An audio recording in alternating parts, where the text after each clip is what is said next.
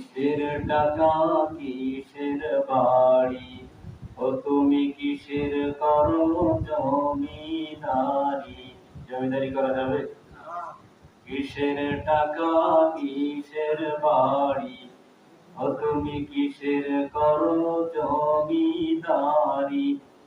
সঙ্গে তোমার কেউ যাবে না, পুরুষ কিংবা নারী। বিদায় হতে চলেছে নবীজি রক্ত মাখা দিন। বিদায় হতে চলেছে নবীজি রক্ত মাখা দিন।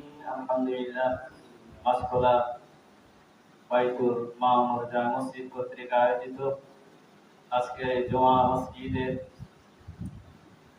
পরিচালক, অত্র এলাকা দিনদার, ফরজদার, তাওহীদ প্রেমিক, ইসলাম প্রেমিক, কোরআন প্রেমিক, তাওহীদি জনতা, আল্লাহ তাআলার দরবারে শুকরিয়া আদায় করি যে মাবুদ সুবহানাহু ওয়া তাআলা আসমানের নিচে জমিনের পরে সর্বোত্তম একটি জায়গায় আপনাকে আমাকে আগে ভাগে কবুল করেছেন। এজন্য বলি আলহামদুলিল্লাহ।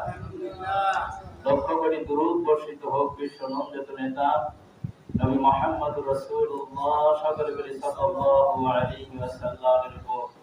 মাগফিরাত কামনা করি অত্র এলাকা দিনদার, পরেজগার, হাজিউল হারামাইন, বয়োবৃদ্ধ বয়কনিষ্ঠ যাকিরিন শাকিরিন, আল্লাহ তাআলা সকলকে হায়াত, নেক হায়াত এবং সিহাতে কুল্লিয়া দান করেন। সকলে বলি আমিন।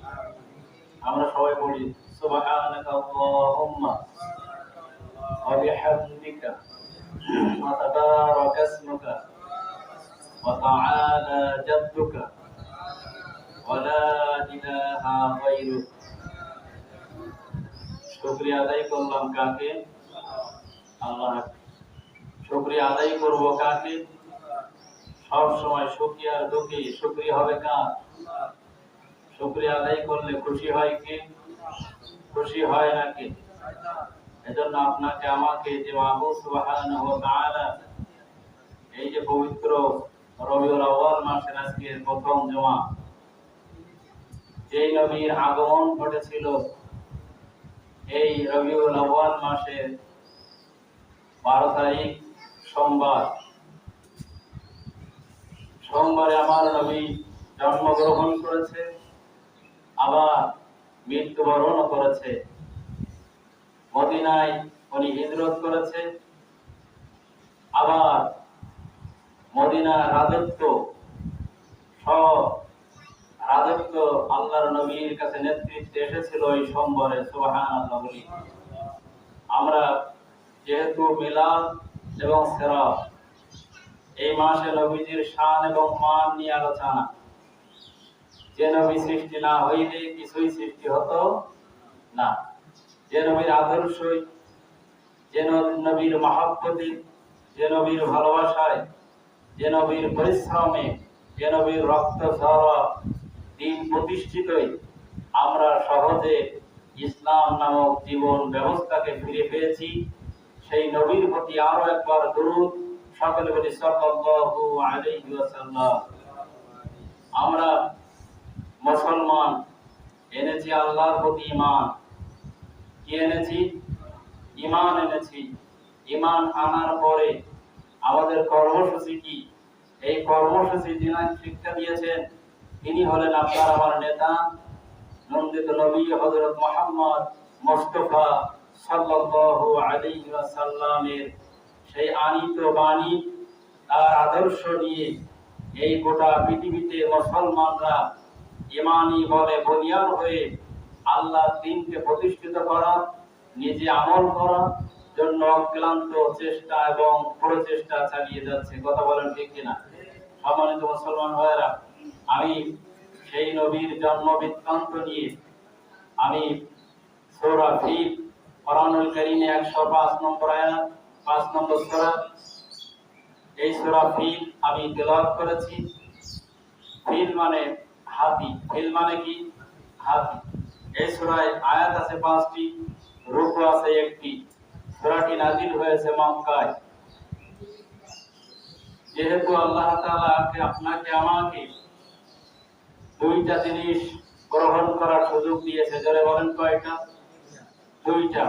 একটি এক্সাম্পল স্বরূপ আমরা বলতে পারি, সূরা নাহলের 68 নম্বর আয়াতে আল্লাহ তাআলা বলছেন وأوحى شيبري وأوحى ربك إلى النحل أن اتخذي من الجبال بيوتا ومن الشجر ومما يعرشون الله أكبر আল্লাহ তাআলা বলছেন ওয়াহা রব্বুকা, আমি রব, ইলান নাহলি, মৌমাছিকে অনুমতি দিয়েছি, অর্ডার করেছি, ইত্তাখিলি মিনাল জিবালি বুয়ুতা ওয়া মিনাশ শাজারি ওয়া মিম্মা ইয়ারিশুন।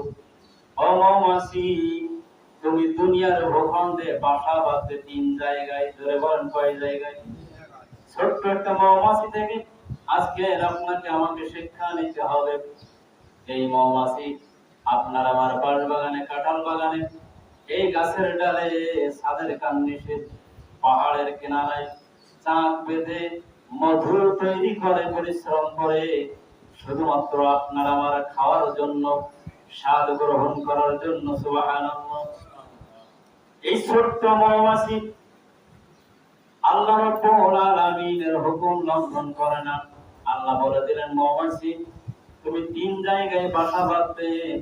সর্বপ্রথম রব্বুকা ইলান নাহলি আনিত্তাখিযি মিনাল জিবাল, পাহাড়ের কিনারায়, যে অঞ্চলে পাহাড় রয়েছে, এই পাহাড় অঞ্চলে, পাহাড়ের কিনারায়, গুহায় তুমি বাসা বাঁধবে। ওই এলাকার লোকজন মধু আহরণ করবে। সুবহানাল্লাহ বলি। দুই নাম্বার, মিনাল জিবালি বুয়ুতা ওয়া মিনাশ শাজারি, ও মৌমাছি মানুষের গাছের ডালে, গ্রাম অঞ্চলে মানুষের গাছের ডালে, এই গাছের ডালে তুমি বাসা বাঁধবে, চাক বাঁধবে, মধু তৈরি করবে। হুকুম কার? বাঁধে না বাঁধে? কত আরাম করি আমরা মধু কাটি, ওই মধু সংরক্ষণ করি, ওই মধু খাই। এই স্বাদ দান করেছেন কে বলুন তো? সম্মানিত মুসলমান ভাইরা, একটা মৌমাছি অক্লান্ত পরিশ্রম করে, কষ্ট করে, দূর দূরান্ত থেকে, ফুল থেকে মধু আহরণ করে 10% মধু চাকে আনার পরে, চাকে স্তবন করার পরে 10% মধুকে আল্লাহ খাঁটি 100% মধুতে আল্লাহ পরিণত করে দেয়। সুবহানাল্লাহ। সেই আল্লাহ শুকরিয়া আদায় করার দরকার আছে না? আল্লাহ বলছে, গোলাম শুধু খায়ও না, চিন্তাও করো। কথা বলেন ঠিক কিনা? ছোট্ট একটা মৌমাছির উদাহরণের জন্যই দিচ্ছি যে মৌমাছি আল্লাহর কথা শোনে। কি শোনে? আল্লাহ বলেছে পাহাড়ে বাসা বাঁধবে, পাহাড়ে বাসা বাঁধে। দুই নম্বর হচ্ছে গাছের ডালে বাসা বাঁধবে, গাছের ডালে বাসা বাঁধে। মিনাল জিবালি বুয়ুতান। তারপরে তিন নম্বর হচ্ছে মানুষের বাড়ির ছাদের কেন্দ্রে বাসা বাঁধবে। বাঁধে না বাঁধে? এই তিন জায়গায় ছাড়া মৌমাছি কোথাও কি বাসা বাঁধে? সম্মানিত মুসলমান ভাইরা, এই মৌমাছির উদাহরণটা সূরা নাহলের 68 নম্বর আয়াতে আল্লাহ এই জন্যই দিয়েছেন যে, ও পৃথিবীর মানুষেরা, ছোট্ট একটা পিপীলিকা, ছোট্ট একটা ক্ষুদ্র প্রাণী থেকে তুমি শিক্ষা নাও। সেই প্রাণী এখান থেকে 1450 বছর আগে আমি আল্লাহ রাব্বুল আলামিন কোরআনুল কারীমে কোট করে দিয়েছি। তার আদেশ নিষেধ অমান্য করো, তার নির্দেশ দিয়ে দিয়েছি যে তিন জায়গায় বাসা বাঁধবে। আজ পর্যন্ত মৌমাছি আল্লাহর কথা বাঁধে নিজের ইচ্ছা মতো কোথাও বাসা বাঁধে? বাঁধে?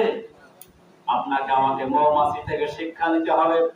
ছোট্ট ক্ষুদ্র প্রাণী মৌমাছিকে যদি আল্লাহর হুকুম যদি সে মানতে পারে, মাইনা যদি দুনিয়ায় চলতে পারে, আপনি আমি আশরাফুল মাখলুকাত, একটা মৌমাছি যদি আল্লাহর আইন লঙ্ঘন না করতে পারে, আপনি আমি আশরাফুল মাখলুকাত হয়ে কেমনে আল্লাহর আইন আমরা লঙ্ঘন করি? কথা বলেন ঠিক কিনা?